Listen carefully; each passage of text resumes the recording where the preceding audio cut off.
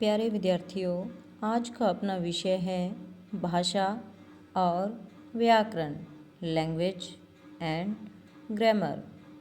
बच्चों, यह आप सभी जानते हैं कि पृथ्वी पर भाषा बोलने में केवल मनुष्य ही सक्षम है।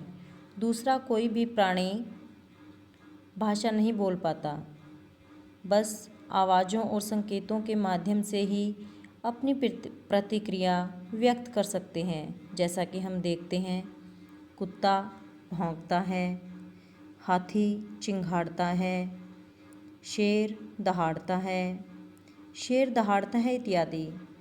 पशुओं की ये आवाज़ें भाषा नहीं हैं।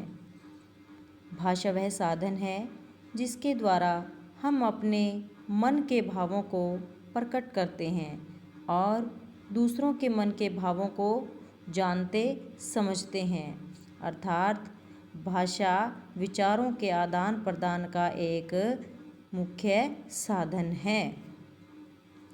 भाषा के स्पष्टतया दो रूप होते हैं। भाषा के रूप मौखिक भाषा, लिखित भाषा। मौखिक भाषा भाषा का वह रूप है जिसमें बोलकर मन के भावों को प्रकट किया जाता है तथा सुनकर समझा जाता है। अध्यापिका द्वारा निर्देश देना तथा बच्चों द्वारा सुनकर समझना मौखिक भाषा का ही रूप है। जैसा कि आप इस चित्र में देख रहे हैं कि अध्यापिका पुस्तक के माध्यम से कुछ बोलकर बच्चों को समझा रहे हैं और बच्चे सुनकर अध्यापिका के विचारों को समझ रहे हैं। यहाँ यह पता चलता है कि बोलकर विचारों को प्रकट किया जा रहा है और सुनकर समझा जा रहा है। यहाँ भाषा का मौखिक रूप है।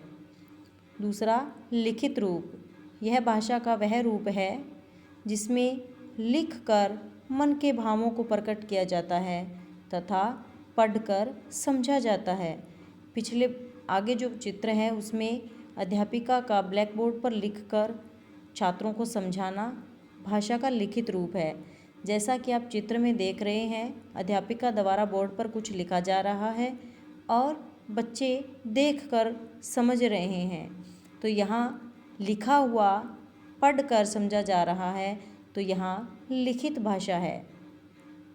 व्याकरण वह माध्यम है जिसकी सहायता से हम भाषा को शुद्ध रूप में पढ़ना, लिखना व बोलना सीखते हैं। व्याकरण भाषा के शुद्ध रूप का ज्ञान कराता है। जैसे हिंदी, संस्कृत व मराठी की लिपि देवनागरी है, पंजाबी की लिपि गुरुमुखी है, उर्दू की लिपि फारसी है। भारत एक विशाल देश है। इसके भिन्न भिन्न भागों में अनेक भाषाएं बोली जाती है। प्यारे विद्यार्थियों, आपको समझ आया होगा कि भाषा किसे कहते हैं, कितने रूप हैं, कैसे पहचान की जाती है, व्याकरण क्या है। बाकी नेक्स्ट हम आगे फिर करेंगे। धन्यवाद।